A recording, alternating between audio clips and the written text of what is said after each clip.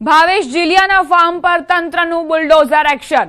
હવે આ bulldozer action અંતિમ તબક્કામાં પહોંચ્યું છે। ગણતરીના કલાકોમાં બંગલો જમીનદોસ્ત થવાનો હોવાથી પોલીસ અને તંત્રની કડક નિગરાની વચ્ચે ઘરવખરી બહાર કાઢવાની કામગીરી તેજ બની। ફર્નિચર, એસી સહિતની તમામ ચીજ વસ્તુઓ ખસેડાઈ રહી છે, જ્યારે દાદાના બુલડોઝરે ફાર્મના પેવર બ્લોક તોડી નાખ્યા છે।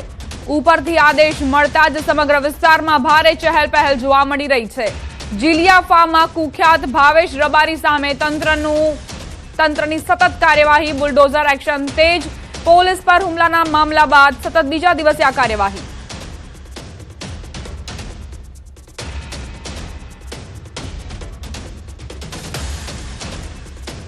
સંવાદદાતા કેતન લાઈવ જોડાઈ ગયા છે, તેમની પાસેથી વધુ જાણકારી લઈશું। કેતન, કેવા પ્રકારની કાર્યવાહી આજે ચાલી રહી છે? ચોક્કસથી જણાવી દઉં કે પાટણ જિલ્લાના જીલિયા ગામ ખાતે આવેલ ભાવેશ રબારીના ફાર્મ ઉપર બીજા દિવસે સતત જે ડિમોલેશનની જે કામગીરી હોય છે તે હાલમાં તંત્ર દ્વારા કરવામાં આવી રહી છે। ગત રોજ જે ભાગ હોય છે તે ભાગ ફાર્મ હાઉસનો તોડી નાખવામાં આવ્યો હતો, ત્યારે આજે સતત બીજા દિવસે આજે ડિમોલેશનની કામગીરી હોય છે તે કરવામાં આવી રહી છે। હાલની જો વાત કરીએ તો હાલમાં જે ફાર્મ હાઉસમાં જે મકાન આવેલું છે તેના ઉપરની જે સોલર સિસ્ટમ હોય છે તે નીકાળી દેવામાં છે। કેટલુંક જે ફર્નિચર હોય છે તે ઘરમાંથી બહાર નીકાળી દેવામાં છે। એટલે કહી શકાય છે ગમે તે સમય ઉપરથી આદેશ આવતા જ આજે જે મકાન હોય છે તેને પણ જબરદસ્ત કરવાની જે કામગીરી હોય છે તે કરવામાં આવી રહી છે। વાત કરીએ તો ગત રોજ જે શેડ હોય છે તે અન્ય જે દિવાલ હોય છે તેને તોડી પાડવામાં આવે છે, ત્યારે આ સવારથી જ જે પેવર બ્લોક હોય છે તેને તોડવાની જે કામગીરી હોય છે તે કરવામાં આવી રહી છે। ઉલ્લેખનીય છે કે 15 તારીખના રાત્રે જે ઘટના ઘટી હતી ત્યારબાદ જે પોલીસ તંત્ર હોય છે તે એક્શનમાં આવી રહ્યું છે। કુખ્યાત ભાવેશ રબારીના ફાર્મ હાઉસ પર ગત રોજની જે કામગીરી હોય છે તે કરવામાં આવી રહી છે। ગત રોજ જે તંત્ર દ્વારા કામગીરી કરવામાં આવી હતી, ગેટ તોડી નાખવામાં આવે તો અન્ય જે દિવાલો છે તે તોડી નાખવામાં આવે છે, ત્યારે આજે સતત બીજા દિવસે જે ડિમોલેશનની કામગીરી હોય છે હાથ ધરવામાં આવે છે અને જે તંત્ર દ્વારા ગમે ત્યારે સમય જે ઘર પર પણ જે બુલડોઝર હોય છે તે ફરી શકે છે। કેતન, બીજો દિવસ છે, હજુ કેટલા દિવસ સુધી? કારણ કે આપની પાછળ જે બિલ્ડિંગ જોવા મળી રહ્યું છે ખૂબ જ વિશાળ છે, બની શકે કે કાલે પણ આ કાર્યવાહી યથાવત રહે? ચોક્કસથી આજની વાત કરીએ તો ગત રોજ 3 વાગ્યા આસપાસ આ જે કામગીરી હોય છે તે શરૂ કરવામાં આવી હતી, ત્યારબાદ મોડી સાંજે 6 વાગે આ જે કામગીરી હોય છે તેને બંધ કરવામાં આવી હતી, ત્યારે આજરોજ સવારે ફરી વખત જે કામગીરી હોય છે તે શરૂ કરી દેવામાં આવી છે। હાલની જો વાત કરીએ તો હાલમાં જે આ મકાન આવેલું છે, જે ફાર્મ હાઉસની અંદર જે મકાન આવેલું છે, આ મકાનની અંદર જે ઉપર તમે જોઈ શકો છો જે સોલાર સિસ્ટમ હોય છે તેને નીકાળી દેવામાં આવી છે। અંદરનું જે કેટલું ફર્નિચર હોય છે તે પણ નીકાળી દેવામાં આવે છે। તમે જોઈ શકો છો અહીંયાના જે દરવાજા હોય છે તે પણ નીકાળી દેવામાં આવે છે। એટલે ગમે તે સમય ઉપરથી જે આદેશ આવે તે પ્રમાણે જે કાર્યવાહી હોય છે તે કરવામાં આવી છે। ગત રોજ અહીંયા જે મકાન હોય છે ત્યાં નોટિસ મારવામાં આવી હતી કે તમારે 7 દિવસમાં તંત્ર દ્વારા આ કાર્યવાહી કરવામાં આવે છે, પરંતુ આ સવારથી જે કામગીરી હોય છે કરી દેવામાં આવી છે। અંદરથી જે સામાન હોય છે તેને પણ બહાર નીકાળવાની જે કામગીરી હોય છે કરવામાં આવી છે। એટલે કે દાદાનું જે બુલડોઝર હોય કે ગમે ત્યારે જે મકાન પર હોય છે તે ફરી શકે છે, ઉપરથી આદેશ આવતા જ જે કાર્યવાહી હોય છે તે ગમે ત્યારે થઈ શકે છે। જી કેતન, આ જે ફાર્મ હાઉસને તોડવાની કામગીરી ચાલી રહી છે એ તમામ અન્ય ગુંડાઓ, અન્ય જે ગુનાહિત પ્રવૃત્તિ કરતા આરોપીઓ છે તેમને પણ એક સંદેશ છે કે તમારી ગુનાહિત પ્રવૃત્તિ નહીં ચાલે। ચોક્કસ આ એક સરકારનો એક સંદેશ છે કે કાયદામાં રહેશો તો જ ફાયદામાં રહેશો, એક સીધો સંદેશ છે। કેમ કે ગત રોજથી જે કામગીરી હોય છે તે શરૂ કરી દેવામાં આવે છે। આજે સતત બીજા દિવસે જે કામગીરી હોય છે તે કરવામાં આવી રહી છે। જે મકાન હોય છે મકાન પર જે નોટિસ ચીપકાવી દેવામાં આવે છે અને તેમને 7 દિવસનો સમય આપવામાં આવ્યો હતો કે આ જે 7 દિવસમાં આ જે જગ્યા હોય છે ખાલી કરવામાં આવે છે, પરંતુ તમે જોઈ શકો છો આજથી જે કાલ નોટિસ આપ્યા બાદ આજથી જે મકાનનું જે ફર્નિચરનું જે સામાન હોય છે ખસેડવામાં આવ્યો છે, સોલર સિસ્ટમ નીકાળી દેવામાં આવી છે। એટલે કહી શકાય છે ઉપરથી આદેશ આવતા ગમે ત્યારે આ જે મકાન હોય છે તેને પણ જમીનદોસ્ત કરી દેવામાં આવશે। આ જે જમીન હોય છે તે ફરી વખત બતાવીશ, આ જે જગ્યા છે તે તમામ જે જગ્યા હોય છે તે ગૌચરની જમીન હતી ને ગૌચર પર આ જે ભાવેશ રબારી નામના ઈસમ દ્વારા આના પર ગેરકાયદેસર બાંધકામ કરવામાં આવ્યું હતું અને ત્યારબાદ જે પોલીસ હોય છે તે એક્શન લઈ હતું, તંત્ર દ્વારા એક્શન લીધું હતું અને તેને જે તોડી પાડવાની જે કામગીરી હોય છે તે કરવામાં આવી રહી છે। જી આભાર કેતન, તમામ જાણકારી આપવા માટે। આગળ પણ અપડેટ્સ લેતા રહીશું તમારી પાસેથી। તો ગૌચરની જમીન પર અહીં ફાર્મ હાઉસ તૈયાર કરી દેવાયું હતું। આ ભાવેશ રબારી જે ગુનાહિત ઇતિહાસ ધરાવે છે તેની ઉપર 10 જેટલા ગુના નોંધાયેલા છે અને હવે ડિમોલેશન કાર્યવાહી પૂરજોશમાં ચાલી રહી છે।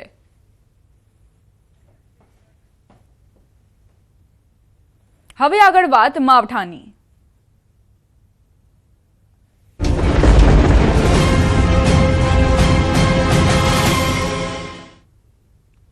કચ્છમાં ફરી માવઠાનો માર. લખપત નખત્રાણા વિસ્તારમાં વરસાદની શરૂઆત. રવાપર તેમજ આસપાસના વિસ્તારોમાં ઝરમર વરસાદ ખાબક્યો છે.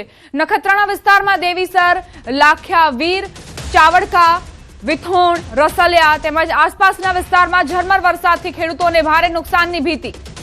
હજુ પણ માવઠાના કારણે ખેડૂતો પરેશાન થઈ રહ્યા છે. સતત કમોસમી વરસાદથી ખેડૂતોની ચિંતા વધી છે.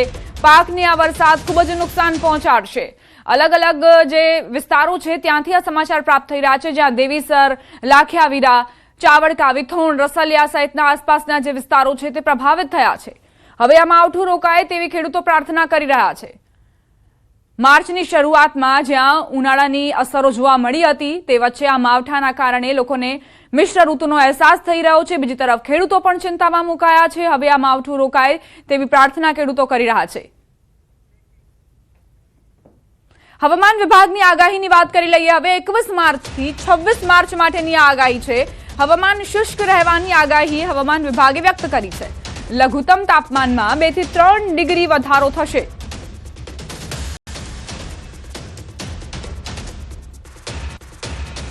હવામાન નિષ્ણાંત અંબાલાલ પટેલની આગાહી. વધુ પશ્ચિમી વિક્ષેપો આવવાની આગાહી કરી.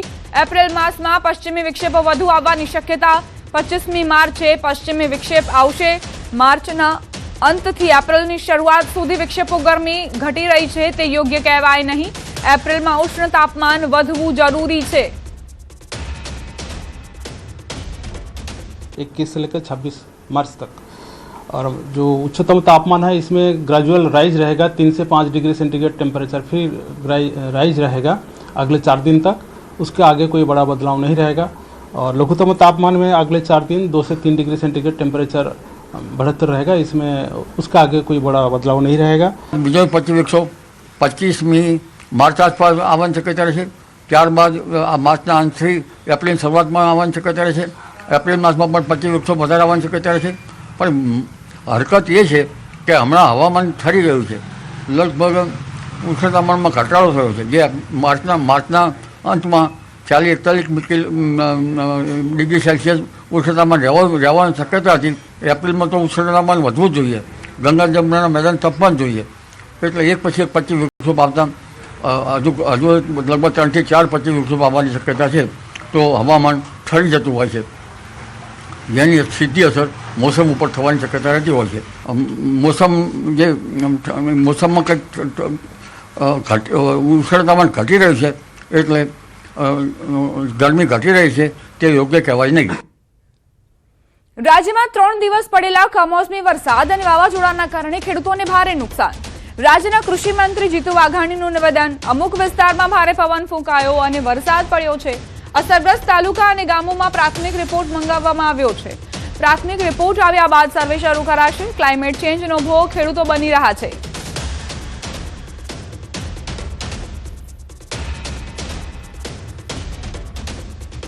કેટલીક જગ્યાઓ ઉપર વરસાદ પડ્યો છે, કેટલીક જગ્યા ઉપર પવન પણ થોડો વધારે ફૂંકાણો છે.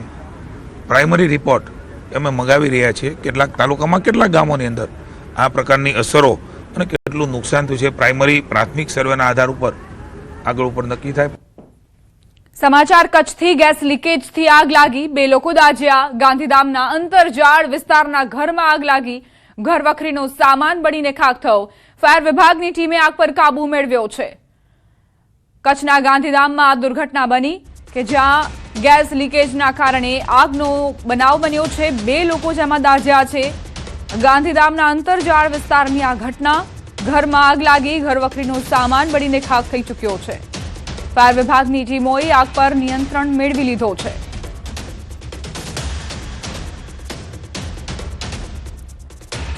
સંવાદદાતા મેહુલ જોડાઈ ગયા છે વધુ જાણકારી સાથે. મેહુલ, કઈ રીતે આ દુર્ઘટના બની?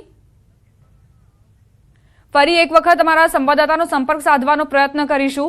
આ દ્રશ્યો આપ જોઈ શકો છો, કઈ રીતે આગ લાગી હતી અને તે બાદ ઘર વખરીને ભારે પ્રમાણમાં નુકસાન થયું. જ્યાં નજર કરો ત્યાં નુકસાની નજરે પડી રહી છે.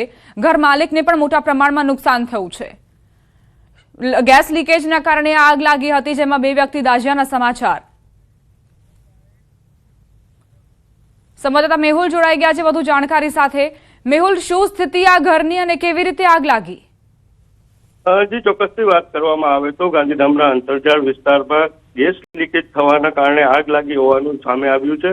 અંતરજાળ વિસ્તારમાં ઘરમાં જ્યારે આગ લાગી હતી ત્યારે સમગ્ર ઘર છે તે બળીને ખાખ થઈ ગયું હતું. ઘરનો સામાન છે તે બળીને ખાખ થઈ ગયો હતો. આગના કારણે 2 લોકો છે તે દાઝ્યા હતા, જેમાંથી એક ને છે તે ભુજની જીકે જનરલ હોસ્પિટલમાં સારવાર માટે ખસેડવામાં આવ્યો હતો. તો ફાયર વિભાગે ઘટના સ્થળ પર પહોંચી અને આગ પર છે તે કાબુ મેળવ્યો હતો. જી, આભાર મેહુલ જાણકારી આપવા માટે.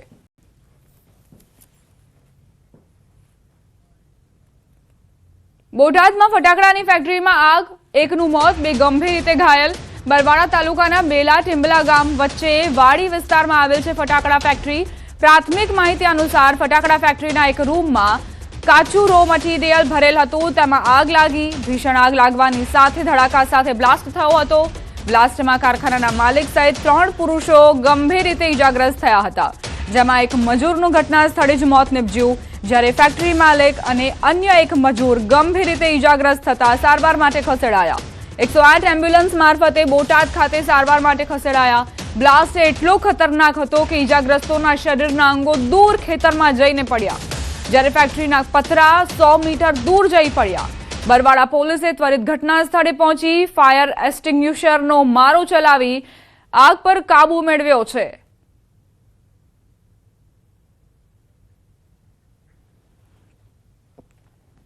અમદાવાદમાં ડ્રગ્સ કૌભાંડ સામે આવ્યું, જ્યાં બેંકોકથી સુરત આવેલા 3 મુસાફરો પાસેથી અંદાજે 2 કરોડ રૂપિયાનો હાઇબ્રિડ ગાંજો ઝડપાયો.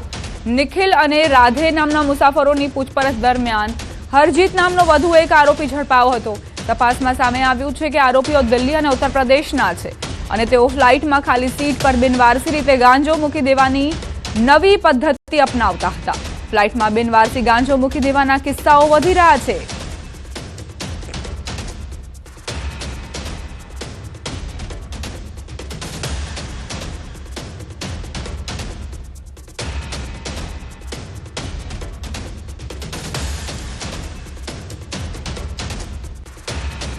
એઆઈ પર વિડીયો બનાવવો યુવકને ભારે પડ્યો. અંબાજીમાં પોલીસની ગરિમા લજાવતો વિડીયો સામે આવ્યો. વિક્રમ ખરાડી નામના એક યુવકે કાકો 009 આઈડી પર પોલીસ વિરુદ્ધ રોફ જમાવતી પોસ્ટ ઇન્સ્ટાગ્રામ પર અપલોડ કરી હતી. ઉશ્કેરણીજનક લખાણ અને વિડીયો મૂકી ભય ફેલાવનાર યુવકની પોલીસે અટકાયત કરી. પોલીસે યુવકને ઝડપીને માફી મંગાવતો વિડીયો પણ બનાવ્યો, તેમજ યુવકને કાયદાનો પાઠ ભણાવ્યો.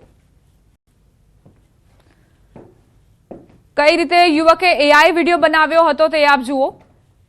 એક પોલીસ જવાન જે ઘૂંટણ પર બેસીને અને યુવકની માફી માંગતો હોય તે પ્રકારનો આ વિડીયો હતો. બીજી તરફ પોલીસે કાયદાનું ભાન કરાવ્યું છે અને તેણે માફી મંગાવતો વિડીયો પણ બનાવડાવ્યો. મારું નામ વિક્રમભાઈ પુનાભાઈ ખરાડી. ઇન્સ્ટાગ્રામ ઉપર મેં પોલીસ વાળા ફોટા અપલોડ કર્યા હતા, એડિટિંગ મારીને, એટલે એવા ફોટા હું બનાવી નહીં. એના માટે હું માફી માંગુ છું. એવા ફોટા કોઈ પણ તમે બનાવજો મત, હું એના વિરોધે માફી માંગુ છું. મારી ગલતી થઈ. પ્રધાનમંત્રી મોદી 31 માર્ચે આવશે ગુજરાત. ગાંધીનગર, અમદાવાદ અને વાવથરાદમાં વિકાસ કાર્યોની ભેટ આપશે. ગાંધીનગરના કોબામાં મહાવીર આરાધના કેન્દ્ર ખાતે કાર્યક્રમ યોજાશે. કોબામાં અત્યાધુનિક મ્યુઝિયમનું લોકાર્પણ કરશે. આ મ્યુઝિયમ ધાર્મિક અને સાંસ્કૃતિક વારસાને આધુનિક ટેકનોલોજી સાથે રજૂ કરશે. સાણંદ જીઆઈડીસી ખાતે વધુ એક સેમિકન્ડક્ટર યુનિટનું લોકાર્પણ કરશે. નવા યુનિટના પ્રારંભથી રાજ્યમાં ઇલેક્ટ્રોનિક્સ અને હાઈટેક મેન્યુફેક્ચરિંગ ક્ષેત્રે નવી તકો ઊભી થશે. વાવથરાદમાં બનાસ ડેરીના નવા પ્લાન્ટનું ઉદ્ઘાટન કરશે. વાવથરાદમાં મોટી જનસભાને સંબોધશે.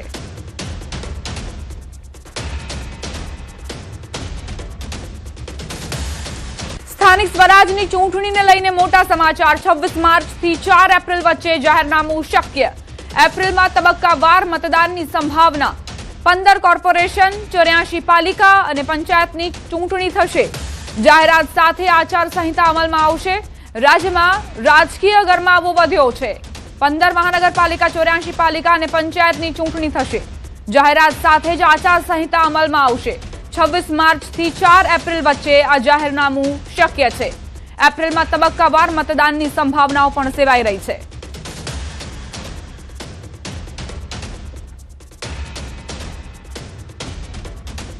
મધ્ય પૂર્વમાં વકરતા યુદ્ધની સીધી અસર હવે સુરતના ધમધમતા કાપડ ઉદ્યોગ પર જોવા મળી. કાચા માલના ભાવમાં વધારો થયો અને ઓઇલ ગેસની અછતના કારણે ઉદ્યોગકારોની કમર તૂટી ગઈ છે. આ સ્થિતિને પહોંચી વળવા દક્ષિણ ગુજરાત ટેક્સટાઇલ પ્રોસેસર્સ એસોસિએશન દ્વારા એક મહત્વપૂર્ણ અને મોટો નિર્ણય લેવામાં આવ્યો.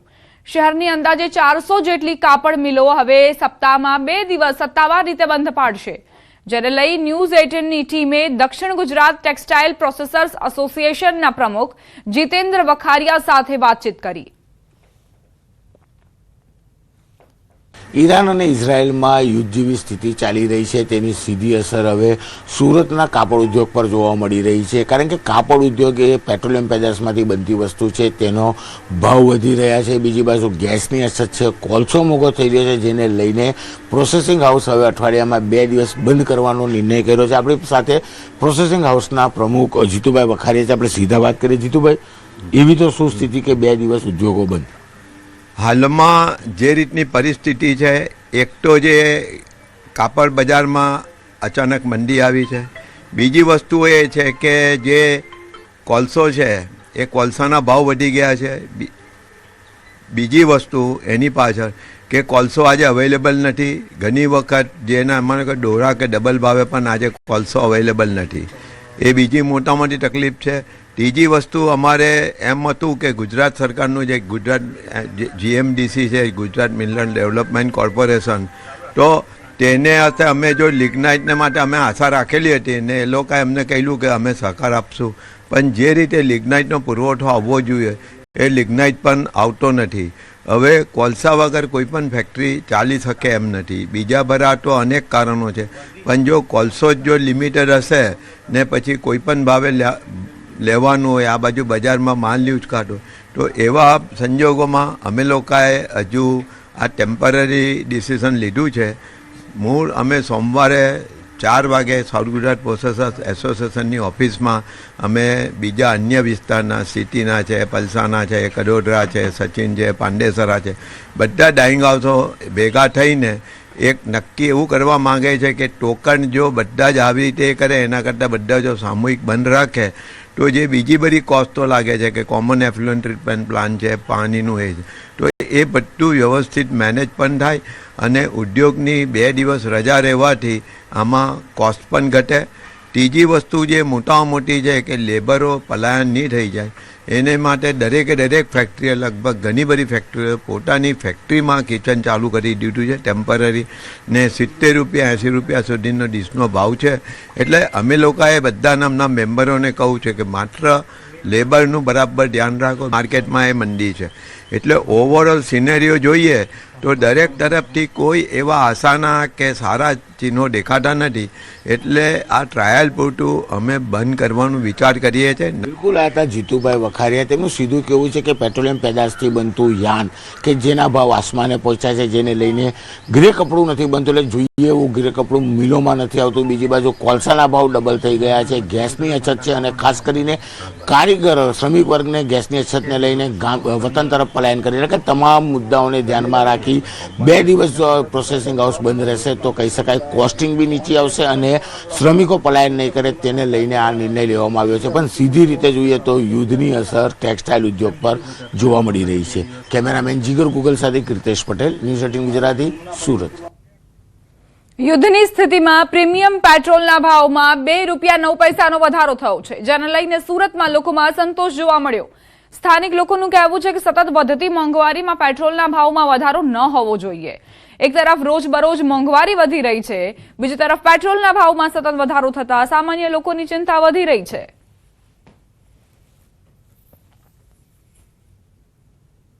ઈરાન અને ઇઝરાયલના યુદ્ધની વચ્ચે હવે ગેસ બાદ પેટ્રોલનો ભાવ વધારો થયો છે. પ્રીમિયમ પેટ્રોલ ઉપર 2 અને ઇન્ડસ્ટ્રીયલ ડીઝલ ઉપર 22નો વધારો થયો છે. ત્યારે લોકો શું કહેવા માંગે છે વાત કરીશું. કાકા આવ્યા છે. કાકા, આપનું નામ પહેલાં તો? મારું નામ ઉપેશભાઈ છે. આમ વધારો થયો છે તો એની સામે બીજી 10 વસ્તુનો અહીંયા 22 થયો છે, બીજાનો 100 વધી જાય છે. તેલના ડબ્બામાં 500 વધારી દીધા છે. બિલકુલ લોકોનો આક્રોશ જોવા મળી રહ્યો છે, કારણ કે જોઈ શકાય છે કે જે પ્રીમિયમ પેટ્રોલ છે તે 103 રૂપિયા પર પહોંચ્યું છે અને ઇન્ડસ્ટ્રીયલ ડીઝલ છે તેમાં 22નો વધારો થયો છે. ત્યારે ચોક્કસપણે લોકોનો આક્રોશ હવે નીકળી રહ્યો છે. અન્ય એક ભાઈ છે, આપણે સીધા એમની સાથે વાત વાત કરીએ, આપનું નામ? વિજય જલંધરા. વિજયભાઈ, શું કહેશો જે રીતે પેટ્રોલમાં 2, ડીઝલમાં 22? જો અત્યારે આપણે ઈરાન ઇઝરાયલ વચ્ચે યુદ્ધ ચાલી રહ્યું છે. ઈરાનમાંથી આપણે જે થોડું ઇમ્પોર્ટ જે કરી રહ્યા છે ઓઇલ, એમાં થોડી ડિફિકલ્ટી આવી હોય એવું મને લાગી રહ્યું છે. એના લીધે ગવર્મેન્ટે ભાવ વધારો કર્યો હોય. સામાન્ય માણસનું શું? સામાન્ય માણસે તો હવે ઇન્ટરનેશનલ મોમેન્ટ છે એટલે સામાન્ય માણસે સમજવું હોય અને આપણી ગવર્મેન્ટને સહકાર આપવો જોઈએ. ગવર્મેન્ટની બી મજબૂરી છે, એને કોઈ જાણી જોઈને આ પગલું લીધું એવું મને નથી લાગી રહ્યું. પેટ્રોલ ડીઝલના ભાવ વધે, સાથે સાથે ઘણી બધી વસ્તુઓના ભાવ વધશે. જો પેટ્રોલ ડીઝલ ના વધે પણ એની સાથે પછી ટ્રાન્સપોર્ટેશન ના વધે, એ બધું વધે તો એને લગતું ટ્રાન્સપોર્ટેશનને લગતા ભાવ વધે તો એ બી એક સ્થિતિ સામાન્ય જ કહેવાય એમ. બિલકુલ જે પ્રકારે પેટ્રોલ અને ડીઝલમાં ભાવ વધ્યા છે તેને લઈને લોકોમાં આક્રોશ છે. પેટ્રોલ ડીઝલ સાથે હવે ટ્રાન્સપોર્ટ અને ખાવા પીવાની વસ્તુઓ પણ ચોક્કસપણે ધીરે ધીરે મોંઘી થતી જોવા મળશે. કેમેરામેન જીગર ગુગલ સાથે Kirtesh Patel, news 18 Gujarati, Surat. Iran Israel વચ્ચે વધતા તણાવની અસર હવે દાહોદ સુધી પહોંચી છે, જ્યાં ગેસની અછતની વાતો વચ્ચે લોકો મુશ્કેલીમાં મુકાયા છે. કમર્શિયલ ડોમેસ્ટિક ગેસ સરળતાથી ન મળતા લોકો ફરી લાકડાના ચૂલાની તરફ વળી રહ્યા છે. આ વચ્ચે દાહોદના વેલ્ડર મુર્તુજાભાઈએ બાઇકના વેસ્ટ ઓઇલથી ચાલતો અનોખો ચૂલો બનાવી નવો વિકલ્પ આપ્યો, જે ગેસ જેવી જ સુવિધા આપે છે. તેમની આ નવીનતા લોકો માટે રાહતરૂપ બની રહી છે અને આત્મનિર્ભરતાનું ઉત્તમ ઉદાહરણ પૂરું પાડે છે. आम इंसान को गैस की बोतलों की बहुत ही किल्लत हो रही है, इसलिए मैंने ये भट्टी का प्रोसेस करा है. इसका कोई साइड इफेक्ट नहीं, कोई खतरा नहीं है, किसी को कहीं भी चला सकते हैं, घर में, कारखाने में या दुकानों में कहीं भी चला सकते हैं आप. क्या इसका कोई जात का जोखम नहीं है. રાજ્ય સહિત દેશભરમાં આજે રમઝાન ઈદની ઉજવણી. મુસ્લિમ કમ્યુનિટીના લોકોએ મસ્જિદમાં નમાઝ અદા કરી. વહેલી સવારે મસ્જિદમાં ઈદની નમાઝ અદા કરી. એકબીજાને ગળે મળીને લોકોએ ઈદની શુભેચ્છા પાઠવી, મીઠાઈ ખવડાવી, લોકોએ ઈદની શુભકામનાઓ પાઠવી.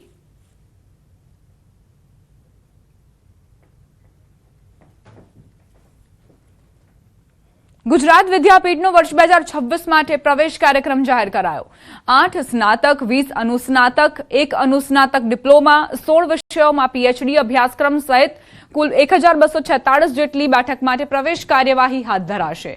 22 માર્ચથી પ્રવેશ અરજી પ્રક્રિયા શરૂ થશે, જે 8 મે સુધી ઓનલાઈન અરજી કરી શકાશે. 12 અને 13 મે દરમિયાન પીએચડી સિવાયના અભ્યાસક્રમોમાં પ્રવેશ કાર્યવાહી હાથ ધરાશે, જ્યારે 10મી મે રાજ્યના 28 કેન્દ્રો ઉપર પ્રવેશ પરીક્ષા ગીતા લેવામાં આવશે. રાજ્ય બહારના વિદ્યાર્થીઓ માટે પણ ગુજરાત વિદ્યાપીઠે એક વિશેષ આયોજન કર્યું છે. ગુજરાત વિદ્યાપીઠના વાઇસ ચાન્સેલર જણાવ્યું કે 21 માર્ચથી 8 મે સુધી વિદ્યાર્થીઓ ગુજરાત વિદ્યાપીઠની વેબસાઇટ પર જઈને ઓનલાઈન એપ્લિકેશન પ્રવેશ માટે કરી શકશે. આ તમામ પ્રક્રિયા 14 મે દરમિયાન પૂર્ણ થશે અને 1 જુલાઈથી નવા સત્રનો પ્રારંભ થશે. ગુજરાત વિદ્યાપીઠે વર્ષ 2026ની પ્રવેશ પ્રક્રિયાનો પ્રારંભ કરી દીધો છે. આજથી એટલે કે 21 માર્ચથી 8 મે સુધી વિદ્યાર્થીઓ ગુજરાત વિદ્યાપીઠની વેબસાઇટ પર જઈને ઓનલાઈન એપ્લિકેશન પ્રવેશ માટે કરી શકશે. 10મી મે રાજ્યના 28 કેન્દ્રો ઉપર પ્રવેશ પરીક્ષા ગીતા લેવામાં આવશે. રાજ્ય બહારના વિદ્યાર્થીઓ માટે પણ ગુજરાત વિદ્યાપીઠે એક વિશેષ આયોજન કર્યું છે. 5 કે તેથી વધુ વિદ્યાર્થીઓ રાજ્યના હશે તો નજદીકના સ્થળે એમની પરીક્ષા લેવામાં આવશે.